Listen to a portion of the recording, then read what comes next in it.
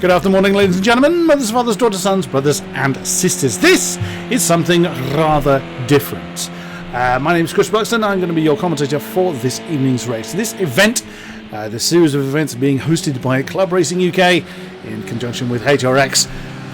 It's going to be a series of races, a mini championship if you will, involving club races from across the UK. It's being done on all three platforms. I myself broadcasting the PC lobby.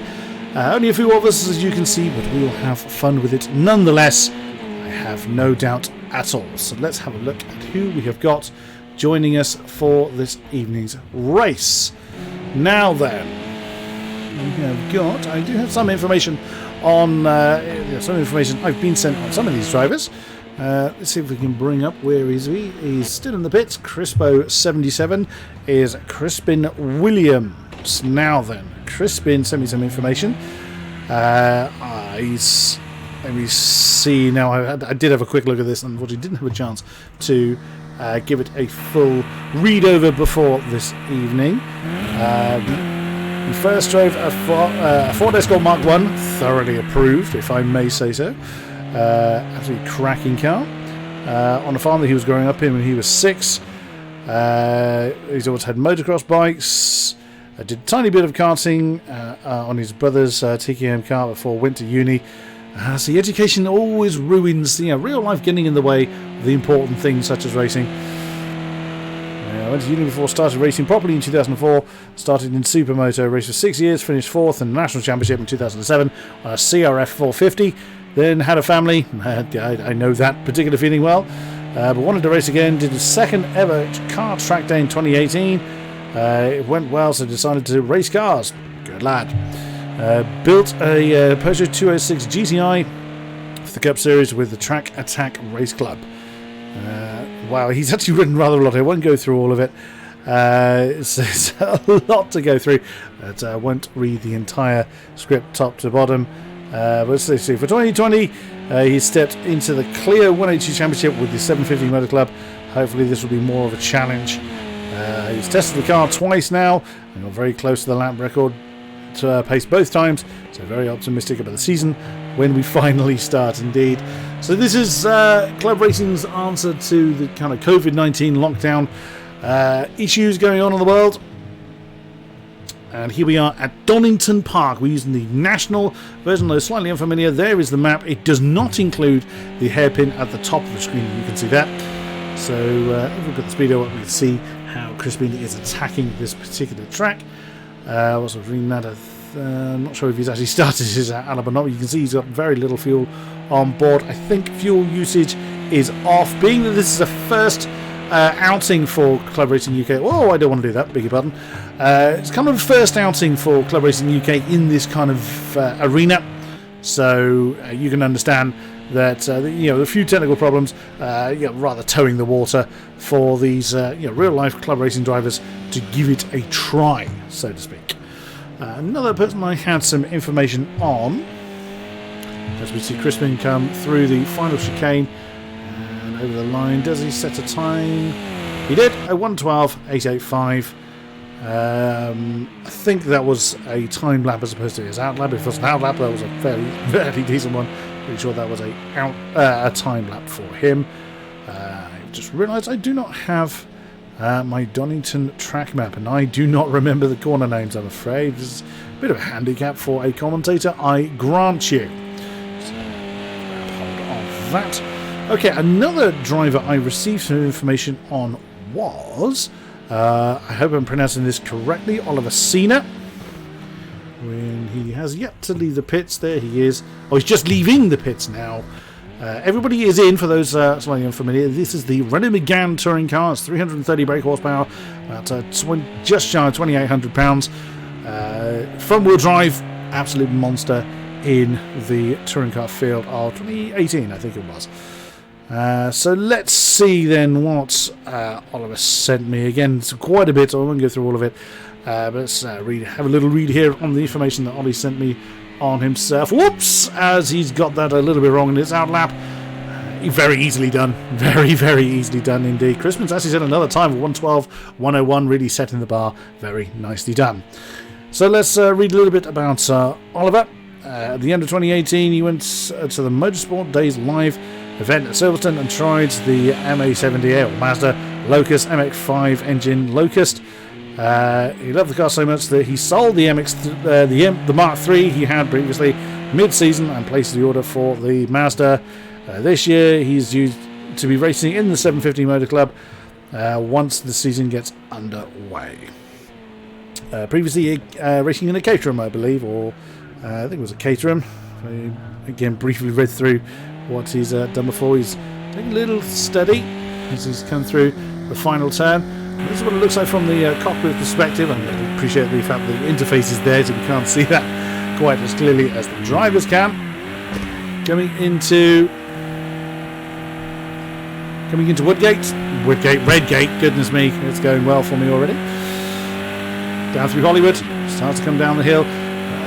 Didn't intend to have qualifying in the dark, but that's added a little bit more, as Crispin's now got a 111 on the board. Whoops! And before we get to the, coming through the craner curves, it is downhill and a little bit off camber, and round Ollie goes. It's not gone well for him. He's a little bit stuck there now, but he'll get out of that. The gravel traps in Project Cars 2 are not race ending. You can get into them and get back out and underway again, as Ollie does. He's got somebody right behind him. Mac Racing 52 is again another representative of the of Club Racing, who's gotten himself very much out of somebody's way. You really can, once you start to get used to the front wheel drive mechanics of this car, you can really chuck it about. And very often you need to, but the tail will dance. It really will bounce everywhere. So that's something these guys. But again, these guys can easily adjust to that. And Mac Racing has turned his lights off. That's one way to do it, I guess. I just need to remember who Mac Racing is. I did remember before we came into this, and I confess I've completely forgotten. He's actually doing the race without his lights on. Well, again, looking for him on board, there is some track lighting around there, but you don't really want to be running around with your lights off.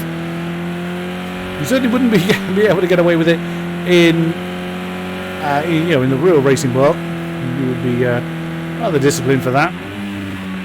In the sim racing world, you certainly can. Well, there you go. That's how dark it looks from the outside. Oh, there we go. He's found the light switch again.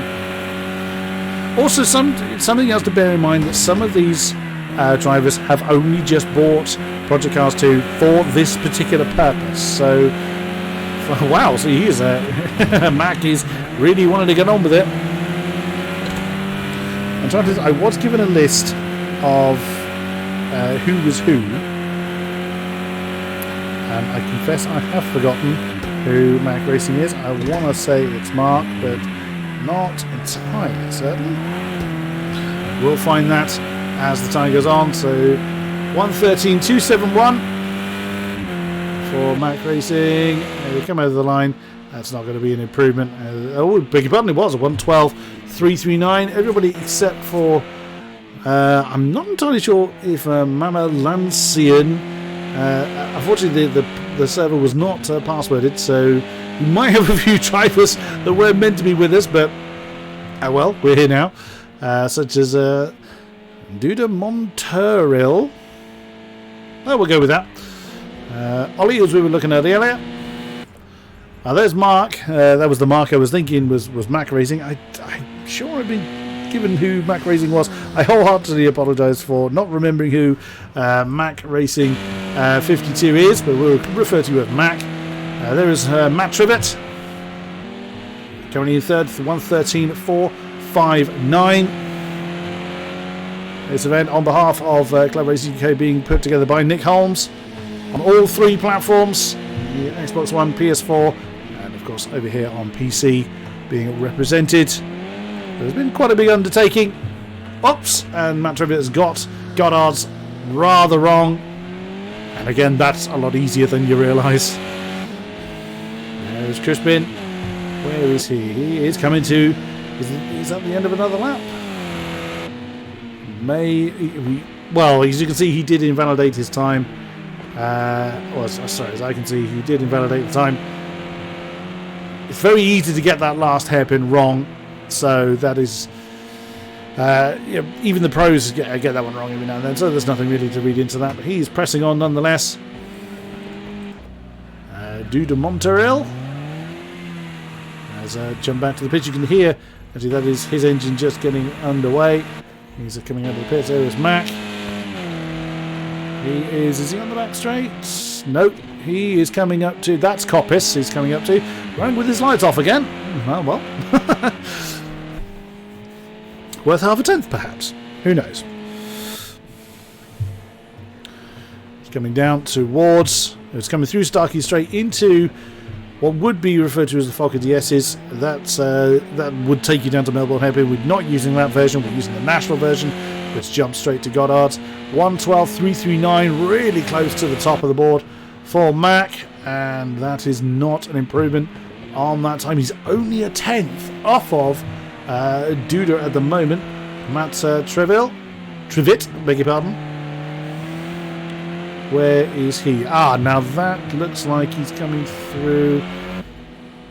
He's just started the lap, so he's gone through Redgate, down through Hollywood, into the Crane of Curves, and there you'd see what I was saying earlier, that you have to really chuck the car in, you throw the nose in, boot it, and hope that the tail is going to behave itself. And that's pretty much the best way of dealing with these, these front-wheel drive cars.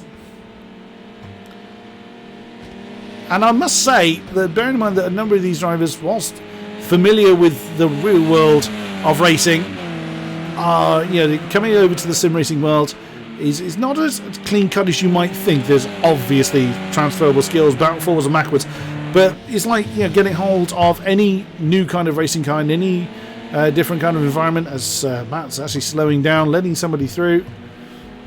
Not sure who he's just let through. It wasn't Mac. It was a Mamalancian. No, it wasn't Mamalancian. It wasn't Mark. It must be Ollie then. No, it wasn't. It must be Crispin. It was indeed Crispin on another lap. Another fastest lap as well from Crispin. 1:11.041. So I was saying earlier, these guys may well be very versed in the real world of racing. I'm sure they have been to Donington themselves. Perhaps even raced at Donington in the past. Whilst that knowledge helps, you still need that kind of adjustment phase to go on. Same as you would in any new car that you pick up. As Ollie has improved his time as well, I think, with a 14.659, just a couple of tenths off the back of Markey, who's our lobby host for this evening. Well, doesn't belong to the club himself. He is familiar with how to set up the league. We did have a few technical difficulties, for which I apologise for. That delayed the beginning of the qualifying session. We have two races for you this evening, rounds 1 and 2. So we have this 15-minute qualifying will decide the grid for race 1, and then it's a random grid for the second race. And that's an improvement, 1:13.483 for Mark. Just a tenth off the back of Matt Trivet. Oh, that's off. Yeah, didn't think I was going to hold. That was through the final turn. It was indeed. And that's really going to hurt, because that will invalidate his lap for this lap he's now on. So he will not improve from that 4th position, but he may well choose to continue to drive just to get that little bit more familiarity. Wow, look at that. Crispin's got some company up front from Duda Monteril. Wrapping my tongue around that one. Screaming down the road to Goddard's. Does he improve? 1:11.201. A bit of a gap between 2nd and 3rd, but he's actually fairly close. 3rd to 7th. And that was not an improvement, but he started the lap just in time. Checkered flag is now out. So anyone on a lap may well complete it. And that is very slow from Crispin. He's pulled over. He will not improve from 1:11.041. Mac is already back in the pits. Matt Trivet is continuing on his merry way. He's on the back straight. Does he improve? Currently 4th, 1:13.341. Ooh, floor it. There you go. It will stick eventually.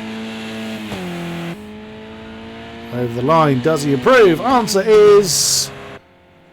he does not. He will remain in 4th position. Mark is back in the pits. Mamalancian is just wrestling that car over the line. I think we just saw Ollie coming over. And does Mamalancian improve? Oh, does in time, but not position. 1:13.497, a hundredth of a second. Well, actually, we can narrow that down to 14 thousandths of a second behind Mark. Nicely done, and Ollie has crossed over the line. So, and there we go. There's and right at the end there, as you can see at the bottom, Dude Montreal has set the new fastest time with a 10.6 on the board. So that is going to be your grid for this first race. Dude Montreal on the top spot. Crispin takes second spot. We are in the daylight for this first race. Crispin takes second spot. Then Mac in third. Matt Trivet in fourth. Mark 5. Amalansi in sixth. And Ollie at the tail of the field, but really not too much. Now our pole man has disappeared due to Montreal. I think that was actually a member of the public that had been able to join the session by accident, essentially, or has had a technical trouble that has denied his start. Either way, it's now going to be Crispin on the pole spot and Ollie at the back. But anything can happen in motor racing, and that is very true in the sim racing world. Technical troubles can befall you. Whilst we may not have punctures and engine failures as such, technical issues do still befall the sim racing version of the world. So we'll see how well our drivers. I must say, I'm really impressed at how close the field is. Bearing in mind that this event was, a number of these drivers are not familiar with the sim racing world, and some people have bought the game today, and still the pace is really not that far apart. 3 seconds in normal racing terms is quite a big distance, but the slower the car, the less significant that gap becomes. And these are 330 horsepower touring cars. They're pretty damn rapid, but in racing terms, they're towards the sort of bottom end of the racing scale. Although I may get told off for saying that because I don't think I could handle these things. And I think we've just lost another, unfortunately. That could have been our other. That was our other. Member of the public who had accidentally joined us. That was Mama Lancian from that 6th position. So we now have our 5 Club Racing UK representatives. It was a shame. It would have been fun to see how the bonus couple of drivers would have fared, but never mind. And Crispin has jumped back to the pits. Have we got a problem? Oh dear. Crispin may not have read it up in time. It's now going to be Force and Mac Racing going to take the top spot. And away we go then for a 20-minute race here at Donington. Mac leads the way. Mark is in second. Matt Trivet third. And Ollie at the tail of the field. Here we go then into Redgate. That's a little deep from Matt Trivet. But nothing too bad. Now Ollie's looks like he's took a little while to get to grips with this particular car as we come down the hill. We'll take this onboard shot from the front of Ollie's car. That's trouble. That is Mark off. It is really, really easy to do exactly what he's done. It's a little bit off camber coming down through the craner curves down towards the old hairpin. It's very easy to skew off the road. There's Ollie now up into 3rd position with Matt Trivet for company, just half a second ahead of him. But that's now going to allow Mac to start to sprint off. It's a shame that Crispin had that technical issue. In that 2-minute time frame, he may well have not told his game to ready up, which meant he got bounced into the pit lane. A big shame if that has happened. So Mark then, he's lost the time, but he can still see Matt Trivet and Ollie ahead of him. He's got himself 60 seconds between himself and... Oh no, that's Matt Trivet off! Matt Trivet's gone off. It does look like there's damage. I think it's aesthetic damage only. So Matt's had trouble into the Goddard chicane.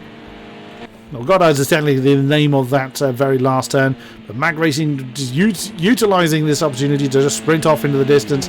Ollie, well, does this not go to show that you cannot predict anything based on your starting position? Because Ollie was technically last. Again, no disrespect meant there, but he's now up into 2nd position. Matt Trivet and Mark Hughes very close together now. And again, Mark was the first one to have a spin, but here he is now with Matt Trivet for company.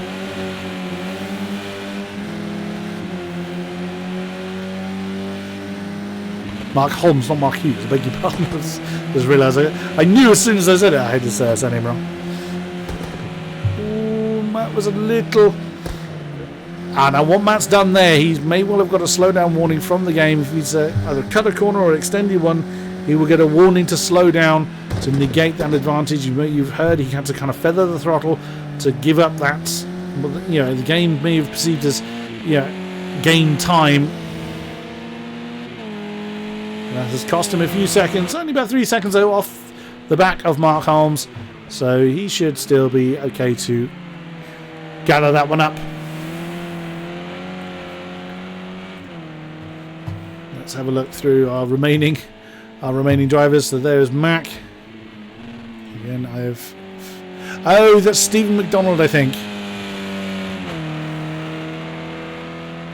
I have a feeling that's Stephen McDonald. But we'll still refer to him as Mac, as the name he has gone by. Ollie Cena is, you can see at the top left what lap time they did last time around. So Mac getting into the 112s. Now if we look at the speedo, you'll see the actual inputs they're putting in, or pedal inputs they're putting in, and speeds they're achieving. Now fuel usage has been turned off for this round. Like I say, it's a bit of a toe in the water for these guys to see how the championship will go and how well they can adjust to it. Here comes Mark. Through that final chicane. Over the line. Now starting to get into the rhythm there. You can see Matt Trivet in the background. And there we go. So now you can see the lap times that people are starting to... Oh, Mark was a bit too deep. Bit too deep into the first turn, into Redgate. He's gathered it back up, but he's going to cost him time. And Matt Trivet would have seen that, and he could well start to smell a bit of blood in the water. Oh! Yeah, Mark's done it again. I thought I heard the engine revs die. All that's happened is he's hit the brakes. It is possible to stall in this game, but being that these things don't have manual clutches, it's unlikely they will stall the car. But Mark again coming a cropper down the hill. Oh, that is a great shame for Mark. But still plenty of time to get this one back underway. Now that you can see the top left-hand corner, the 4 position markers, Mac is really off into the distance now, 7 seconds ahead of Ollie Cena. And you see the 2 of our position markers are red. That means they've incurred a time penalty. The slowdown warning what I was referring to earlier. If you do not relinquish what the game deems as enough time, you will get a time penalty. We'll have a quick look. They are given as time penalties as such. 2 seconds for Ollie Cena and 1 for Matt Trivet. So Mark really needs to kind of settle down, get back into the rhythm. And we'll see if he is able to... get back into it. See the amount of time he lost there. Good 6 seconds on Trivet, but Trivet gained about 1.2 seconds. Now that time is slightly skewed because of the time penalty applied. I love that 112.999 from Mac up front. Whoops! You see on the background there. That was Ollie going a bit wide. Now that could again incur him another penalty. Maybe choose to just push through it. Sometimes it's quicker just to kind of get the hammer down and try and focus on regaining the time. But again, this also goes to the kind of mental state of the drivers. Now that could be a strange statement to make for those unfamiliar with kind of sim racing world.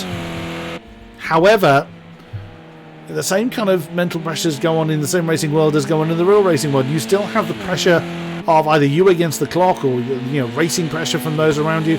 Oh dear, Mac has made a huge mistake somewhere. He's lost a huge amount of time. He hasn't got a time. I don't think he has a time penalty on the board. No, he doesn't have a time penalty. But he's lost about 4 seconds. So Ollie then, Ollie's really getting into his stride. Tiny bit of a lock up there on the inside rear wheel. That won't make any difference whatsoever. As they came through the old hairpin. So really, Ollie is starting to really wrestle the car. Well, our fastest man last time around was Matt Trivet. Oh, that's an unusual way to go. He's gone slightly too deep there in the old hairpin, and as he's tried to correct it, it's just pitched the car over to the opposite bit of grass. But that's giving Mark a good opportunity then to try and close up, to then have a good scrap with Matt Trivet. Even though there's only a few drivers with us today, you can still have a good old, you can still have a decent scrap, even if there's only a few of you. Oh, and there you can see Matt Trivial was a little bit slow. Again, you can see the throttle input, the green bar in the circular display. He was feathering that, so what he's done, and I've done this myself when racing at Donington, in sim racing. I haven't done any real racing, I must say. He's gone too deep at coppice, which is so easy to do. We're right on board with one of our drivers when they get to that particular point, just to show you how blind that apex is. So now people getting back into their normal rhythm. 112 again by Mac. You can see the opposite lock he's having to put on to keep the car under control. Right, if we jump on in the cockpit view, there you see the apex such last minute at the top of coppice. It's so easy just to sail off the road and thus potentially earn the wrath of the in-game penalty. There is Ollie Cena. Oh, Sieg, there's no end in his surname. I wholeheartedly apologise. We look at Mark Holmes. And again, and this is on the bonnet cam, which is slightly higher than the driver's perspective. Even that is very difficult to see where that apex is, that tricky apex at coppice. Very blind on a crest. So easy to sail off the road. But Matt Trivial will definitely know the mark is there. And this is where the kind of the mind games come in. Same as they do in the real racing world, where you know the person is there. They may not necessarily be catching you, but you know you've got to deal with them. You know you've got to defend where they might go. You know, all the racing antics from the real world translate perfectly well into the sim racing world, with the only real exception being the kind of physical aspect of racing. You know, you can't replicate the G-forces that these drivers go through in a sim racing world. Oh, again, Mark is really struggling when it comes to that old hairpin. Big lockup on the front of the car, but does keep it on the road this time. Matt would have no doubt seen that big puff of smoke erupt from the tyres of Mark Holmes' car. But Mac up front is just enjoying his time on his own up front now, with still about 5 seconds between himself and Mark Seeger. Again, apologies if I'm butchering your name, sir. Oh wow, Mark, Ollie rather, 12.6. I think that's his personal best of the race so far. Yes, it was indeed. Not quite the fastest of the race. Oh wow, and through the timing screen, just saw a little twitch on the tail of Ollie's car there. Even though it's a front wheel drive car, the tail can misbehave. Ollie is absolutely flying now, with half the race still to do. Ollie is in really good shape. If he continues that kind of pace, he was 6/10 quicker than Mac last time around, which again I believe is is Stephen McDonald, I believe. I just hope I'm correct in that, but that's why I'm still referring to him as Mac until I know definitively. Also keeping an eye on Mark Holmes' car. It is closing in. What was it the last time? He actually lost about 4/10 last time around on Matt Trivitt. Up over coppice once again, onto the back straight.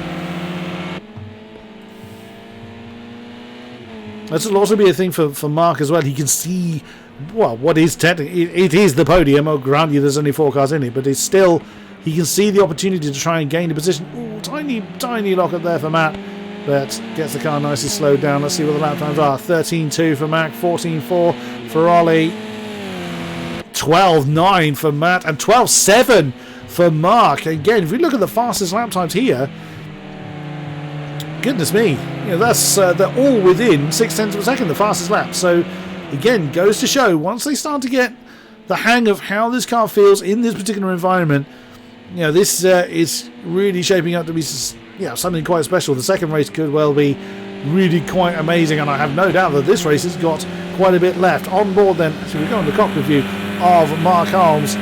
You can see how he's really putting the pressure on Matt as they come up. Starts to climb up the hill through McLean's. Oh, well caught, sir. Now, the outside wheel of Mark's car just touched onto the grass loses traction and it just wants to career to the other side of the track, but well caught there by Mark Holmes as they go down Starkey Straight towards Goddard's once again. 7.5 minutes to go, and 12.1, a new fastest lap of the race been set by Ollie. Oh, and Matt's got that last corner wrong. Oh, he's coming in the pits. Okay, didn't expect a pit stop to be made. As far as I know, there's no mandatory pit stop. Could well be damage on the car. If there is, that's probably the last we're going to see of him. But Ollie, I'm really keeping an eye on this because that was the fastest lap. Let's double check again. That 1:12.1. It was indeed the fastest lap of the race. He does have what is now a 3-second penalty. Matt Trevor with a 5-second penalty. They are very easy to get in certain spots of this track, as previously mentioned. Mac, the only one without a time penalty, but that could change in the blink of an eye. But Ollie's showing some absolutely fantastic pace, and bearing in mind he qualified last. So now he's really getting, gotten to grips of how the car feels. Rides over the curves, and those curves are killers for low slung cars. Whilst these are touring cars, they are very, very low slung. 13.5 for Mac, a 1:11.9, another fastest lap of the race from Ollie Seeger. Very nice indeed. Into Redgate. We'll stay on board with Ollie for the moment through Hollywood. Starts to come down the hill. He's learning how to ride the curbs, and Mac will feel really under pressure very, very quickly. Here is a very common place to get things wrong, and that's exactly what Ollie's done. He's pushed a little bit too hard coming into the old hairpin. Now, he would have lost time coming through there. He probably won't get a warning for that one. If he did, he's pushing through it. Ooh, but Max had trouble coming up the hill. He's coming to Coppice once again. Very nicely handled on board with Seeger. Mark Holmes and Matt Trivet now quite a way apart with that pit stop that Matt's done. 15 seconds separates those two. And another 18 seconds between Matt and Ollie here. Now you're seeing Ollie's actually staying away from those red curbs, and I don't blame him because they bite. Those curbs of teeth. Oh, and another 1/10.5 to Ollie's favour there. Very nicely done. 5 minutes remain of this race. At that kind of pace difference, well, the positions will stay as they are for now, but we'll see if Mac takes his eye off the ball for just a second. Oh, and Ollie's done it again. It's a little bit too deep. Coming through the old hairpin. That's where frustration starts to kick in. You want to push. You can gain on the car ahead of you. You want to push to try and extend that gain, and you end up costing yourself time. There's Mark Holmes. He's about 18 seconds back from Ollie Seeger at the moment. That's continuing to press on nonetheless. Matt Trivet has struggled a little bit in these Renault Megans, but he's pressing on nonetheless. There is a bit of damage you can see on the front right of the car. And again, it's very, very easy to fly off the road at that particular point. 4 minutes remaining. It's going to be around about 4 laps or so, and Ollie's gained another 0.4 of a second. Now this is a timed race. The checkered flag will fall as soon as the timer has elapsed, and when the leader crosses the line, we'll have another penalty check. It's exactly the same as where we left it. 3 for Ollie, 1 for Mark, and 5 for Matt.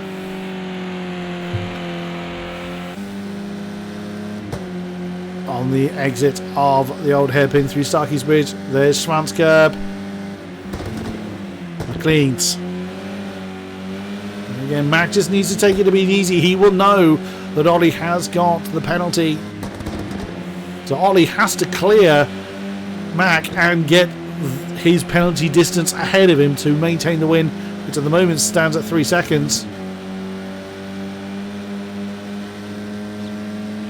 So Mac can afford to take it easy. Now we get the exclamation mark. That just tells me that we have 2 drivers close together. Ollie really doing well to adapt to this particular car. Over the line again for what I think is going to be... Well, we may have 3 laps to go. another 1:11.9. I think Ollie's the only driver to get into the 1:11s. He is. That was just 0.06 of a second off his personal best, and we did see that mistake from him last time around. So this is absolutely fantastic. Now, really, the pressure could well be on Matt, because he has to hope that he's just got to, just needs to keep it steady. But, it's very easy for, when you're not under pressure to think that through. But when you've got someone bearing down on you, when you're potentially facing the loss of the lead, nice, he's trying to chuck the nose in to get the tail to rotate a bit quicker. It's very often the best way of getting the best laps out of these McGams.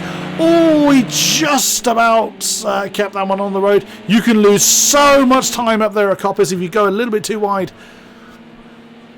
But he managed just about to keep that one on the road. You can see the amount of time he lost due to that one mistake. Into Goddard's, as we're going to be starting the penultimate lap for race 1 here at Donington Park. 13.5, 13.3 and 12.5 being the lap times we've just seen. It's going to really take a big stake from McDonald to relinquish the lead over to Ollie. He'll be ruining those penalties. It's now 8 seconds on Matt Trivet. His penalty count, but he is quite a way off the back. Ooh, steady! And here is the joy of touring car racing. Close quarters touring car racing indeed. Through Starkey's Bridge, through Schwann's Curve again. A minute until the checkered flag will fall. That's not going to help you, Mac. That could actually end him a penalty. And he's killed one of the direction boards. Ollie will be able to smell blood in the water. Can he get the exit he needs? On the exit of Coppice. Onto the back straight. Can he do anything here?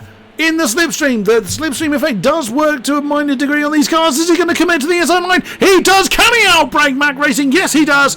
Ollie Seeger gets into the lead, gets a bit of a nudge from the tail. Oh, and there's impact between the two.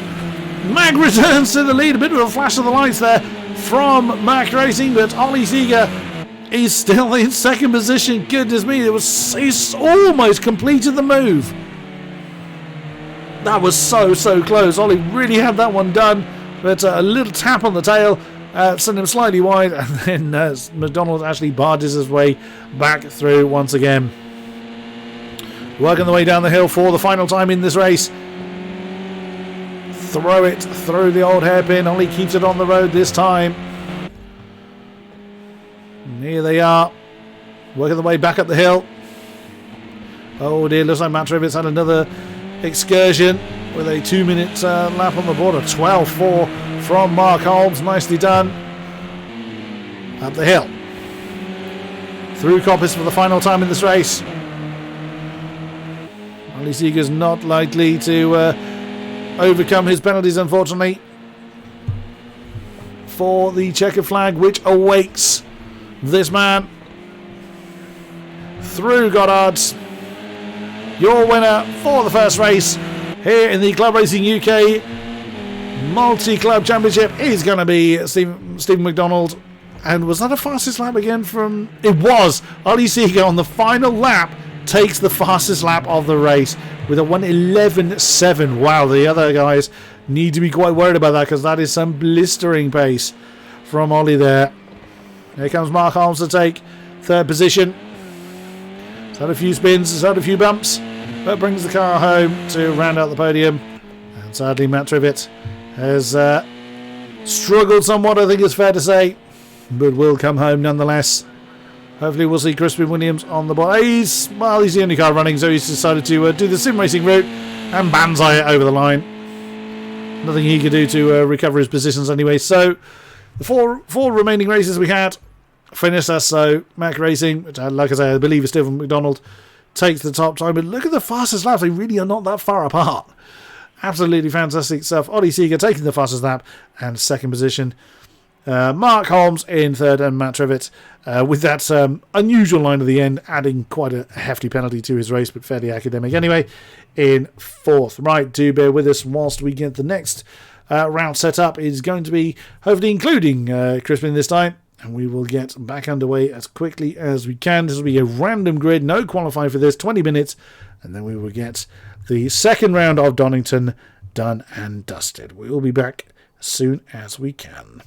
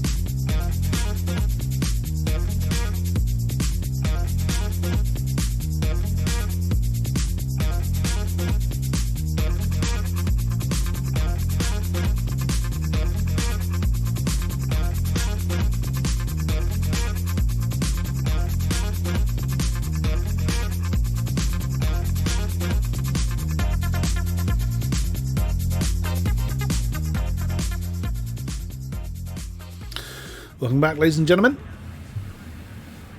to what is hopefully going to be the second round of Club Racing UK L2 Club Series. Let me get the image off there. Qualifying session number 2. It was originally going to be random grid, but the first qualifying session was rather made slightly more unusual by a couple of people that shouldn't have been in it, and sadly Crispin not able to join us. So another qualifying session. Now that everybody's had a bit of a chance to kind of get themselves more familiar with the car, probably Crispin slightly less so, but he got on pole last time anyway. So we'll see how we get on this time around. So now, really, the emphasis is going to be put more on Ollie Seeger to see how well he can do. I have had confirmed Mac Racing is indeed Stephen McDonald. So I was correct in calling him. So he's gone for the plain white car. Fair enough. Wow, he's chucking that one around. Now again, doing qualifying in the dark doesn't make an awful lot of difference. Just means the tyres take a little longer to warm up. Crispin is back with us again. So it's good to see that Crispin Williamson, beg your pardon, was able to join us. Again, I will get familiar with these names, so please do bear with me. Matt Trivett, hopefully he'll have a bit more of a successful race this time around. And Ollie Seeger, as we know, really got to grips very, very well in race 1. So let's see what he is able to do this time. Hopefully he'll be able to repeat it. Mark is yet to leave the pits, so could be doing a bit of a Banzai final session, but we will see.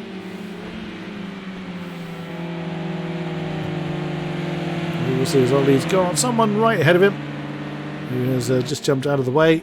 Is that Mr. Trivett? It is indeed. Oh, there is the plain white car of Stephen McDonald. A little flash of the lights. He's really getting the grips with chucking the nose into the corners.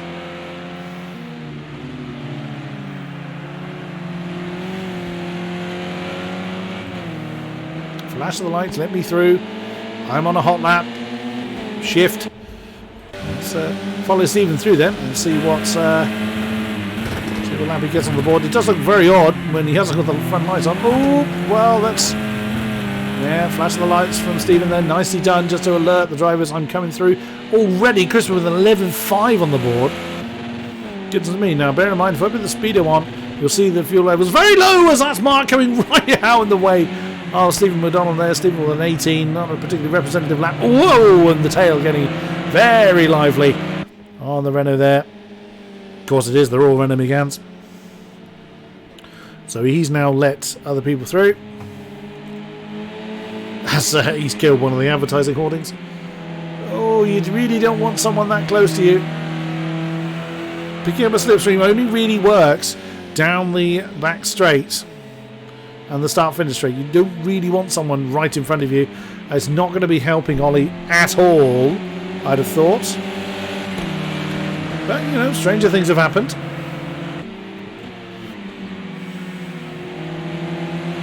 Bit of overtaking practice. But this should be interesting if we get all 5 drivers really starting to get to grips with how the car is and how it feels and all the rest of it. We should, instead of having just Ollie and Stephen up front, we could well have all 5 of them jostling over the same bit of tarmac as Ollie gets a little bit greedy over the bumps there. No, it wasn't Mark, it was Stephen getting a little bit too wide off the end of Goddard's, and it's pretty much binned the current lap as Stephen now right under the rear wing of Ollie. That's again not going to help you. Crispin is just out there doing his own thing. Wow, now you want to talk about a masterclass of how to chuck the car into a corner. That is a lovely example there from Crispin Williamson into the old hairpin. Very nicely done. Throw it and floor it. There it is again. Not quite as effective through McLean's. I saw a few people trying that last time around. It's doing a good job there. A little more cautious into Coppis. It's a much longer corner radius for a start, but also it's very blind. It can, if you get it right, it's a lovely corner to get right. You can gain a few tenths. If you get it wrong, you'll lose a whole bucket load of time. Into the final chicane, into Goddard's. What can Crispin get on the board? A 1:11.540. Does he improve? He does not, so he remains where he is. Here comes Trivett. I think ahead of them is indeed Stephen and Ollie coming over the line, very close together. Still with invalid times. They haven't got a time on the board yet. This is how they're having a bit of fun. Well, why not? Is that not what sim racing calls about? A bit more of a representative time there from Matt Trivett at 1:15.9. Here comes Mark Holmes. A 1:18.0, so again that's not a particularly representative lap from Mark. We saw all of them in the 1:12. Whoops, that's okay. There's a bit of road cone killing going on there from Mr. Holmes. coming into Redgate. That's not going to help his cause as we have just under 9 minutes to go.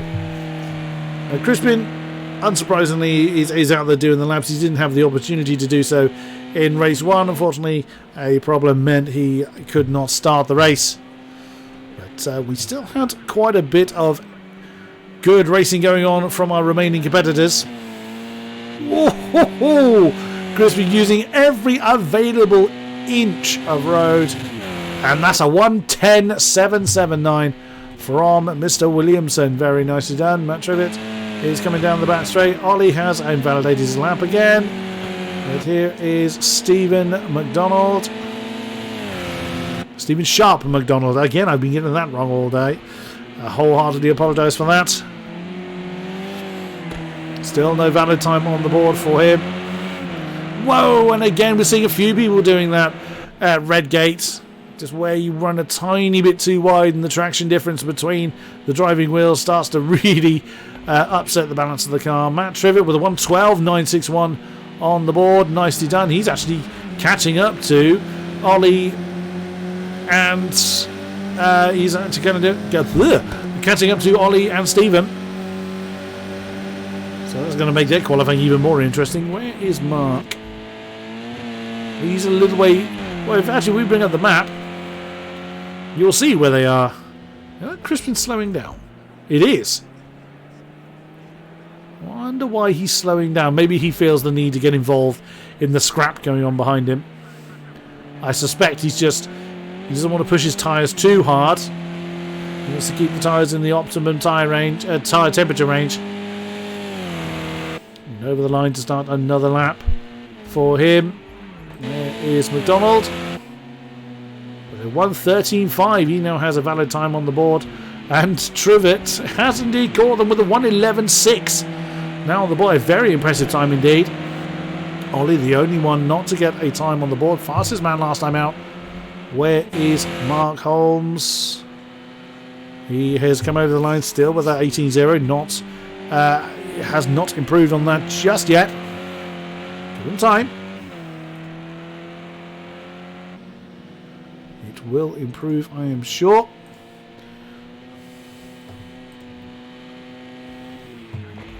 But now Crispin's going to have something to think about. Also, bear in mind he hasn't had the luxury of racing with everybody else, and he is slowing down again. Curious. He wants to be in this scrap going on behind him. We go on the bonnet of Matt Trivet. That's Crispin Williamson on the right hand side. This train now being led by Stephen Sharp McDonald. Sharp McDonald is at the front of this train. Ollie Seeger 2, Matt Trivet 3, and now Crispin Williamson at the back. Do their times improve? They do. We're now seeing the 11s come in. Ollie Seeger with a 1:11.840 in the middle of the pack. 1:12.9 from Stephen McDonald. Ooh, that's Ollie Seeger's car just touching the grass. And now Crispin has got... That's Ollie now getting out of the way. So they're playing leapfrog out there essentially. And Mark has bunged in another 1:11.8, just 0.02 of a second in between himself and Ollie Seeger. Ooh, well, that's going to make things a bit spicy. So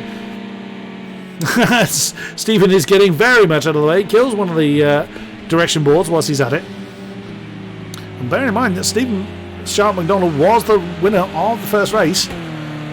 So he may not necessarily have the fastest pace, but certainly able to keep it consistent. But now that everybody has had the opportunity to turn the wheels and have a feel for how these cars are going to behave, we could well see a different lineup, especially the slightly more unknown on Crispin Williamson. He's got the fastest time at the moment and still by 0.8 of a second, which again these cars is not all that much. It's something Formula 1 based, 0.8 is quite a significant distance, but in these cars not so much. No change in times at the moment as Crispin is chasing Ollie Seeger. Oh, and that's McDonald. Sharp McDonald must get used to that. I've been calling him Mac all night, so again, apologies for that. Granted, we have had a few technical difficulties this evening, but as a reminder, this is the first time that Club Racing UK is dip their toe into the sim racing world, and we're going to be doing this for a few weeks. So the plan is for 7 weeks of racing to go on. And even with a diminished grid, I have no doubt we're going to have some amazing racing. McDonald is catching up with someone. It's Ollie Seeger. Oh, no, that's not going to go well. No, braking there is not an ideal. Unless Ollie Seeger's had trouble. Some kind of technical difficulty. He's underway again, but unfortunately slowing down like that at the top of Coppice is not going to do anyone any favours. Here comes Williamson. 1:10.779, the only person into the 10s, and he's chasing a 1:10.682, so he was able to improve. It's Matt Trivett that he is chasing over the line. 3 minutes to go. You would think this is the race they're going for, but this is the qualifying session for the second race. Oh, wow, Crispin is staying in the tyre tracks of Matt Trivett. Well, if nothing else, a bit of pressure practice from Matt Trivett. Now he's getting used to chucking the car around. Very nicely done. Not necessarily the quickest way of doing it, but it is very, very stylish as Crispin Thomas just blasted. I said it again, Crispin Thomas. That's because it used to be my old boss. Crispin Williamson, wholeheartedly apologise. Just blast around the outside of him, going through Starkey's Bridge. Very nicely done as Stephen Sharp McDonald has brought his car back into the pits. He will take no for... Well, he's actually coming back out again. I thought he was going to stay there, but bear in mind that he did just have that impact with Ollie Seeger. Ollie took rear damage. You can see slight reshaping of the rear panel. Won't do him an awful lot of difference, but that damage was much more significant to Stephen than it was to Ollie. That's Ollie Seeger coming into the final chicane again. And no, that didn't go well. He's got time. Now, he would have invalidated the lap he's about to start, but he's got enough time to go round and go round again. They have one more time lap on the board. Crispin Williamson has now decided not to haunt the tail end of Matt Trivett's car, giving him a bit of breathing room. 1.5 minutes of this qualifying session to go before the second 20-minute race here at Donington Park will then take place. So 1:10.6 is Crispin Williamson's time. 11.6, just shy of a second difference there. And then very, very close, second, third and fourth. But as Ollie Seeger rather proved, qualifying doesn't necessarily yield a great difference. So he comes screaming down that back straight for the penultimate time in this session. Oh, tail getting a bit lively of Matt's car there. Over the line, does he improve? 1:11.615. No, but Williamson does. 10.606 on the board for him. No improvement for Trivett. Final time lap for him. Mark Holmes getting a bit raggedy coming through Goddard. And he's backed off and he has bunged that one back into the pits. He will take no further part in qualifying for the second race. That's way too wide for Ollie Seeger. The damage to the back of the car may well be causing it to misbehave. He will not improve from fourth position. And Stephen Sharp McDonald screaming on down towards Goddard. He probably isn't going to beat the flag, so this will be his last time lap. Oh, he got squiggly. He's hit something again by the look of that. And the flag is now out, so this is the last opportunity for anybody to improve. Is that an improvement for Stephen? It was not. A 1:12.9 remains his time. Crispin has slowed down. Matt Trivett still going. That's stylish, but not fast. From Matt Trivett coming through Goddard. Over the line. And no improvement from 1:11.615. And Ollie Seeger has parked it out on track. Well, well, well. So it is going to be, once again, Crispin Williamson taking the pole spot. Hopefully he will be able to start the race. Hopefully he won't have a technical trouble on the grid. Then he's just 0.2 of a second separates Matt Trivett, Mark Holmes and Ollie Seeger, with Stephen McDonald not getting a particularly representative lap.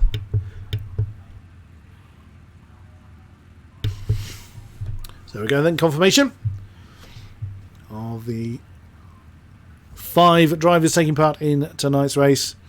Seems it's sector 1 where Stephen's been struggling the most looking at the sector times. There's not a lot in it. But that seems to be where Stephen in particular is struggling. Second sector really is in the hands of Mr. Williamson. And third, now broadly similar times. So we'll just wait for everybody to be ready, and then the session to switch over to the race. We will then get down to the grid, same as we did before. An excellent lap then from Williamson once again to take the pole spot by just over a second. Which again sounds a lot, but in these cars is not as big as you might initially think. Just looking at Sector 2 times in particular, look at that, 3 19s, 19.1, 19.0, 9 thousandths of a second. Ollie Seeger was quicker than Mark Holmes. And we've lost 2 of our drivers, oh my goodness me. Dear, technical gremlins are befalling us. So we have Crispin Williamson, Mark Holmes and Ollie Seeger. Oh my goodness. So we've lost Stephen Sharp McDonald. And my mind's playing tricks on me. I've forgotten. There were only 5 of them and I've forgotten who one of them was. Oh goodness me. Who's the other one?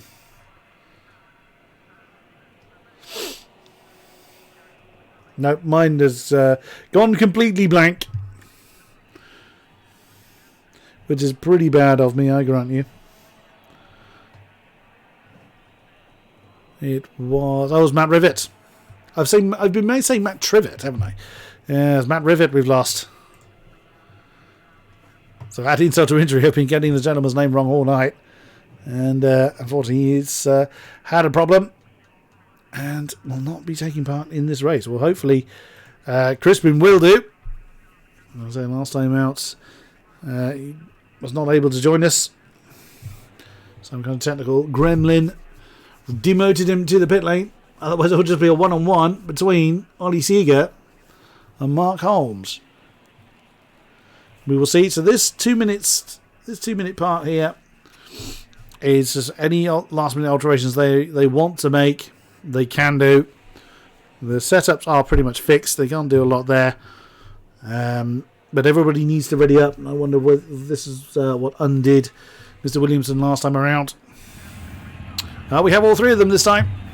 So now we'll be able to see what Crispin Williamson was able to do. Ollie Seeger proved pretty handy last time. The engine revs rise. And away we go for the second race here at Donington. A pretty steady start from Ollie Seeger. But a storming, wheel-spinning start from Crispin and from Mark. Mark's trying to get side by side into Redgate. It's doable, but it's you got to have had your Weetabix for breakfast that morning. You're going to pull a move like that off. That Williamson leads them down the hill. Holmes second, Seeger third. We work our way down to the old hairpin for the first time.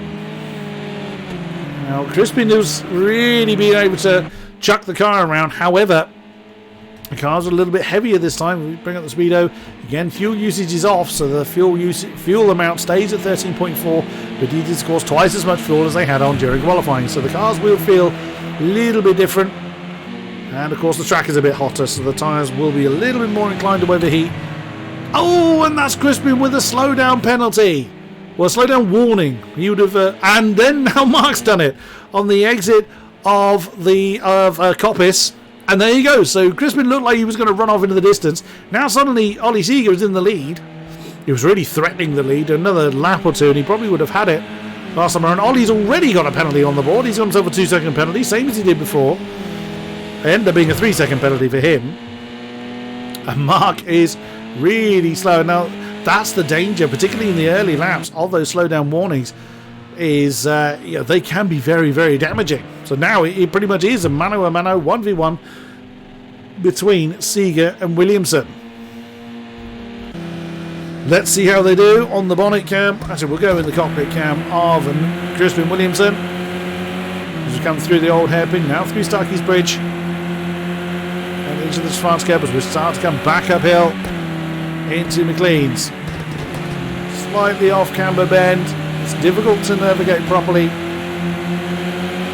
And And then the dreaded Coppice. He's already caught 2 of our drivers out. Oh, and Seeger's very deep. And as said last time, you make that mistake and you lose a whole chunk of time. So Ollie Seeger now has dropped behind Crispin Williamson. Just saw Mark Holmes in the background there. There he is. So he can now see the 2 ahead of him.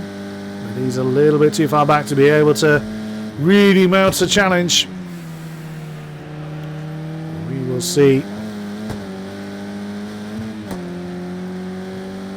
what he is able to do. The lap times are going to be very, very skewed because time penalties are being added.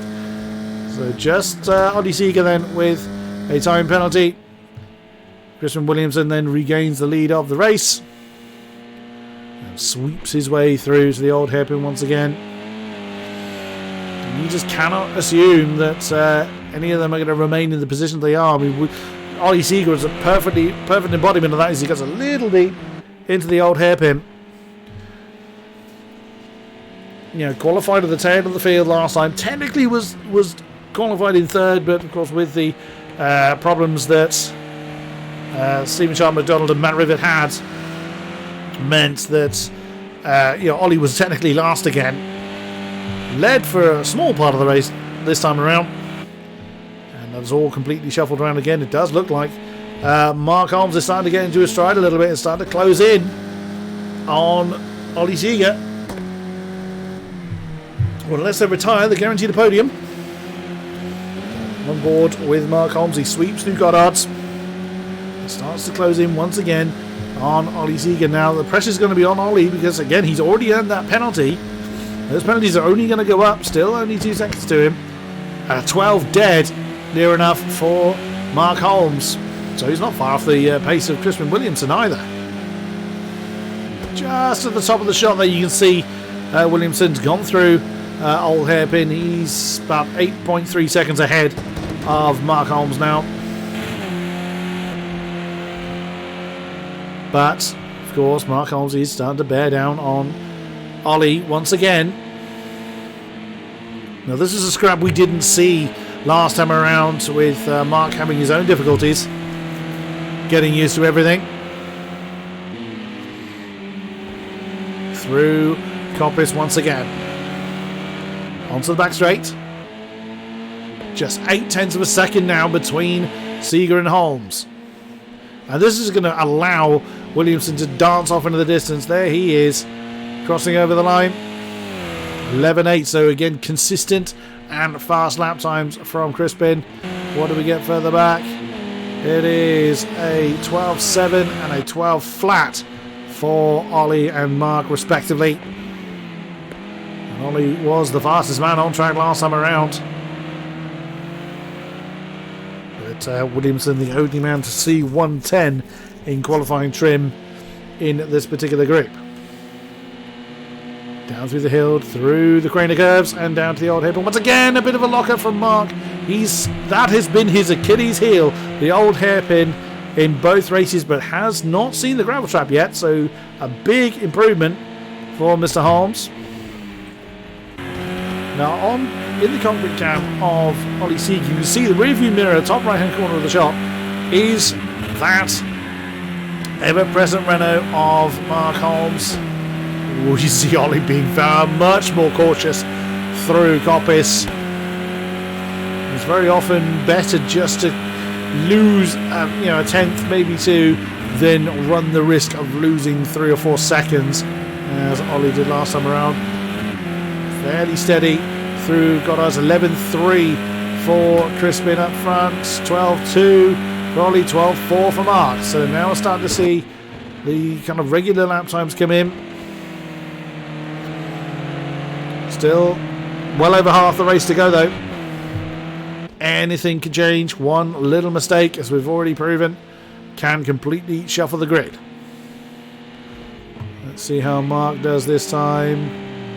Oh, I think it was the rear right that was locking up, which is pretty inconsequential. At that point, it's going to go light anyway. Keeps it under control. But, when you're locking up the wheels, it does kind of play a bit of mind games on you. Crispin just enjoying life up front. No immediate pressure for him as it comes to complete another lap. Now we're seeing how he can really chuck the car around. He's keeping it nice and steady through Goddard's this time. Let's see what his time is. 11.5. So he's been in the mid 11s all race long pretty much. And 11.3 being his fastest. Let's see what these two set. At 14.3 for Ollie. So yeah, again, made another mistake that we didn't see on camera. That's allowed Holmes to close right back in on him. An unusual line from Ollie there. I think he went a bit deep into Redgate, which meant he had to change his line. But that's given him quite a decent exit. So we come down through the corner curves again. And again, Mark is locking up. Oh, he just about hangs on to it. Car wants to pitch over to the right as it loses a tiny bit of traction on the outside. He is just struggling to slow the car down without locking up. There again is that rear right locking up. It's not going to cause him any real issue, but it does distract you. You know the car is locking up, which is obviously not the most effective way of braking. Oh, and that's a problem at Coppice for Ollie Seeger. Here comes Mark Holmes in the slipstream. Is he going to banzai that one into Goddard? Or is he going to wait? He looks like he's going to commit to the move. Can he outbrake him? It's so close, but no! He can't quite commit to the move. Nicely defended. Good opportunistic attempt from Mark Holmes, but couldn't quite pull it off. That's going to cost him a bit of time. But again, Ollie just not showing the same pace we saw from him. And a lock-up as well from Seeger. Ooh, but that put Mark Holmes off a little bit. He had a terrible run through Redgate, down through Hollywood. That's lost him quite a big bucket at a time. And Mark is going to have to close that gap down again. Much more. And again, that's a lock-up from Ollie Seeger this time. He's really unsettled. This is very, very odd. He was right there the whole race long with Stephen Sharp McDonald last time around. Not able to repeat it, but that is racing. Nice and steady from Mark Holmes. 10 points, 1:10.6 for Crispin Williamson last time around. Just to remind you who the leader actually is. Keeping the tail of the McGann nicely in check. 1:12. He's giving a bit of a ray of hope to the other two. Oh, Ollie locked up a little bit coming into the final chicane. Oh, Mark has had a big problem. He's lost a huge amount of time. He's lost a colossal amount of time. Again, once it looks away at what Crispin was doing. 12.5, so now Ollie was the quickest man on track. And yeah, 1:17 from Mark. That'll be up at Goddard's again. And Ollie's added to his penalties. He made it 3 seconds last time. Oh, and that's off! Mark Holmes off at Redgate. And he's taking one of the advertising hoardings with him. He obviously wanted to really know who that company was. That's a shame for Mark Holmes. He's been having such a good race so far, but seems to settle himself down, get back into the rhythm, which is very easy for me to say. But, you know, even in a 3-car race, you still want to perform to your optimum.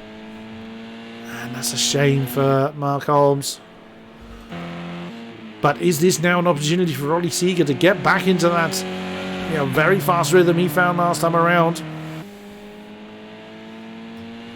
Nice and steady through Coppice. Let's see what lap time Crispin Williamson gets on the board. It's a 1:11.4. So again, a stonking time from our race leader, from our double pole sitter. Seeger. A little bit more steady this time. It's 12.3. What does Mark Holmes get on the board? Can he start to get back into... Again, he was getting into the 12 flats. Another 17 from Mark Holmes. Dear oh dear, now finds himself 9 seconds behind Ollie at this point. And Crispin Williamson done a cracking job up front. 13 seconds to the good for the Monster Energy liveried Renault. The livery, of course, is of their own choosing. They can choose whatever colour scheme is available to them. And they're going for these sort of traditional Renault F1 colours with the blue and the red. And Mark going for the black, white and red affair. See if we can find that rhythm once again. Williamson over the line. Another 1:11.4. Oh, and now Ollie feeling the need to try and chuck the car around. But that is not going to help. That's going to incur another penalty unless he backs off. Doesn't look like he is. 12.8, he comes over the line, but of course compromise his run down there. That almost certainly is going to add to his 3-second penalty. Mark Holmes, 12.5. What's his best spin so far? 12 flat, I believe. 12 flat to the thousandths of a second indeed. So, oh, again, Redgate seems to be his Achilles heel now. He seems to have figured out what to do with the old hairpin. It's now Redgate that is biting him. Which, again, I can testify is far easier. Yeah, it's far easier done than you might think. Choosing to bounce off the rev limiter coming through old hairpin. There's our leader once again. Less than 7 minutes remaining of this race. It looks so effortless, doesn't it? No panicked movements, no mass corrections going on. Crispin Williamson able just to plant the guy with 1:15, which is quite a slow lap for him, so he's made a mistake somewhere. You see you go, trying his best to recover the form that would have potentially won him the race first time around. 12.4, still a decent lap. And now Mark's added his name to the penalty board. So Ollie did avoid a penalty last time around. Didn't think he would do. The 14.8, that's partly due to the penalty that Mark Holmes has got himself, assumingly up at Coppice once again. That's much more like it. No lawn mowing going on at Redgate this time around. So ironically, the slowest man on track was Crispin Williamson. If he does too many mistakes... Oh, that's very heavy. That's possibly a little hot coming into Coppice there, Mr. Williamson. But keeps it under control and runs. Keeps it on the track a little more accurately. So, not the quickest way. It's a very flashy way of doing things, but not the quickest way of doing things. We need to push it a little bit more, it seems. You already have the fastest lap, sir. I don't think you need to push to regain it. 1:11.1. That's the fastest lap of the... Oh no, big pardon, he's done a 10.6 in the race, so absolutely storming lap time. What does Ollie get on the board at 12.8 this time? Crispin certainly with the pace of the gods at the moment. Absolutely storming pace from the monster livery car. Over the line for Mark Holmes at 12.3, so unfortunately he's got 9.5 seconds still ahead of him to close down. He'll have to hope for a mistake on the part of Ollie Seeger to close that one down. Tiny lock-up, nothing to worry about there coming into the old hairpin. Quite steady from Ollie there. Wow, Mark really pushing hard, it looks like, coming down the hill. Oh, it's a bit deep. Yep. Little bit, just about got away with that. Might have earned a penalty. It was difficult to see whether he extended the track limits or not from that camera angle. 4.5 minutes to go. So we've got out once again for the race leader. Does he improve on his lap time once again? 11.7. So maintaining his incredible pace. The only person into the 11s. Ollie very close to the track limits there. I think just about kept it on. 11.9, just like I say, Crispin was the only man into the 11s. Ollie sets his personal best of the race. 11.9.20. Mark Holmes very close as well to that track limit of 17.7. Ouch. He's made his mistake and given himself another couple of seconds, so he's got the same amount of penalties as Ollie Seeger does. Oh, that's again Redgate proving tricky. What makes it difficult is there's no obvious landmark on the outside of the track. If we ride on board with Crispin, you'll see what I mean. As we come through Coppice, we've already shown how blind that apex is. Less than 3.5 minutes to go. Now we're coming up towards Goddard's. Well, the Volker DS that comes into Goddard's in this layout. Crispin very, very, very gentle, using as much track as he's allowed. 2 wheels on the dust will fling up a fair amount of rubbish for cars behind. Now here there's no landmark, as you can see, coming into Redgate, and Crispin kills a, well, the Cohen was already killed, but he's hit it anyway. 12.6 for him last time around. Now coming down the hill through Hollywood, through the Crater Curves. Again, no obvious landmark. You can try and use the curbing on the outside as a bit of a guide as to when to brake. For the old hairpin, now through Starkey's Bridge, France Curve, and then up into McLean's. In between the two direction boards, which no one has killed yet. There's always the danger of using those polystyrene boards. They are very easily demolished. Now to the dreaded coppice once again. Crispin is taking it quite steady compared to his previous pace for the last few laps. I mean, he's 14 seconds to the good, so he doesn't need to push any harder than he is. As Ollie and Mark both getting 13.5s on the board last time around. But this track is not easy. You know, whilst these guys are doing their best to tame these cars and to deal with the track as best they can, it is not an easy track to navigate. Wow, that looked fairly steady on board with Chris and Williamson. It was an 11.3. My goodness. Oh, and again, Ollie Seeger going very wide on the exit of Goddard's.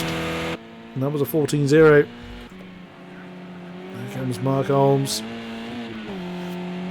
Who again hasn't had the best outings. Will at least be seeing the podium. 12.3. Was that his personal best? No, not quite. He's done that 12 flat early on, as we have just over a minute to go until the checkered flag falls. Williamson is, where is he? He's coming up to Coppice now. He should beat the flag from there. He's getting into chucking the car around again. But when you hook up with the car, and again, same as in the real world, the sim racing world emulates this brilliantly well. When you're in tune with the car, when the car is behaving just as you are expecting it to, you have the confidence just to be able to throw it and it will stick into the corners. So, you know, that's exactly what we're seeing from Williamson at the moment as he comes over the line to start the final lap, and that's a 10.9 on the board. And it looks so effortless as well. Ollie has struggled somewhat in the second race. But is pressing on nonetheless. Should be bringing home a second position. Unless he absolutely throws it into the ball. Have I just commentator cursed him? We will find out in this final lap. 13.9 for Seeger and a 12.4 for Mark Holmes. Checkered flag is now out, and what on earth has happened to Crispin? He is either slowing down for Ollie Seeger or he's been miles off the road somewhere and he doesn't want to get a penalty. He's got plenty enough. No, he just wanted to undo the warning. He's pushed that hard. Has Ollie Seeger? I thought Ollie may have had a problem there because that gap was rising. I think Ollie has made a mistake because he's much closer to Mark Holmes now. But your winner for the second race, the double pole man, is the monster liveried car of Crispin Williamson. Very nicely done. Ollie Seeger has definitely made a mistake now because he's only 7 seconds ahead of Mark Holmes, but he's going to remain there, it would seem.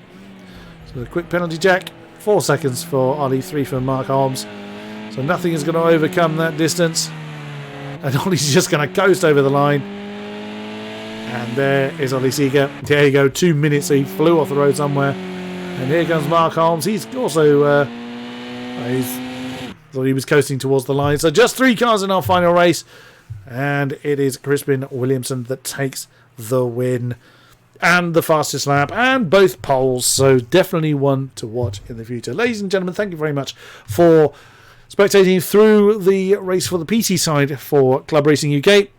This is going to be a championship season. It's going to hopefully go on for 7 weeks. We'll hopefully have some more drivers to take part in it. But we thank you for joining us nonetheless. Do come back with us for more racing in the weeks to come. Until then, thank you very much and good night.